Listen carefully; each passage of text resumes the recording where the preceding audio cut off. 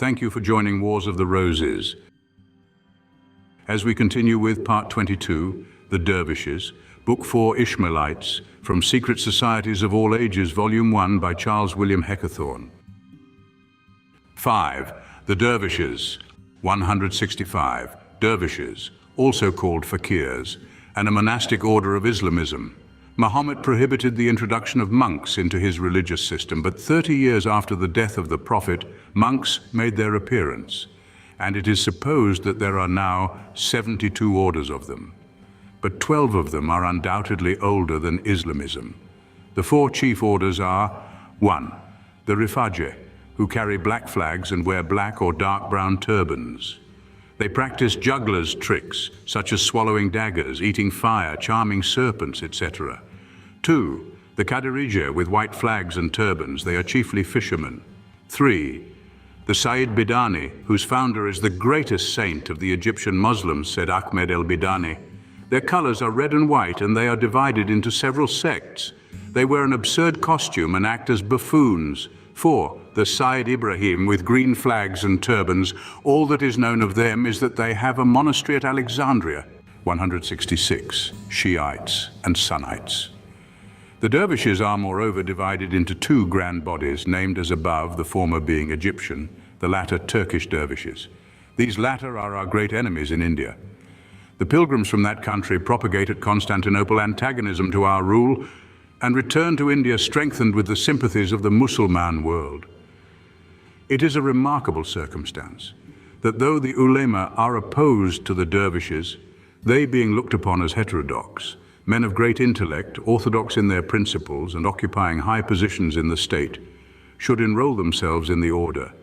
The only explanation may be found in their study of the Persian Sufi poets, whose doctrine, which is that of the Dervishes, is that form of spiritualism which ends in pantheism, teaching that God is or may enter into all things spiritual, and which approximates to that materialism of which Buddhism is the exponent. 167. Doctrines.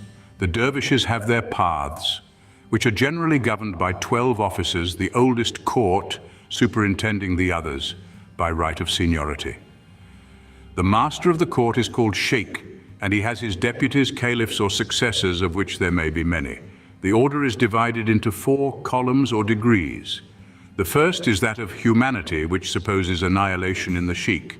The second is that of the path, in which the murid or disciple attains spiritual powers and self-annihilation into the peer or founder of the path. The third stage is called knowledge, and the murid is supposed to become inspired, which is called annihilation into the prophet.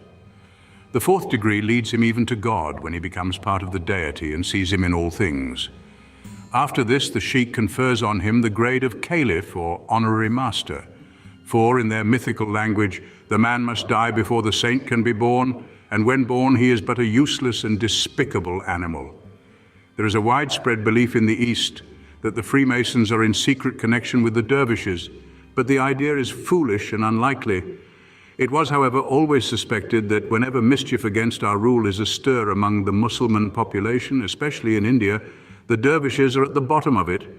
It is not quite certain to what order the Dervishes we have to fight in Africa belong, but it is clear that, unlike their brethren in Asia, they pursue political ends and are instigated by fierce fanaticism. And as every Mohammedan can belong to a religious order without any outward indication of it, and as such connection is always kept secret, Great Britain does not really know the number of her enemies in Africa.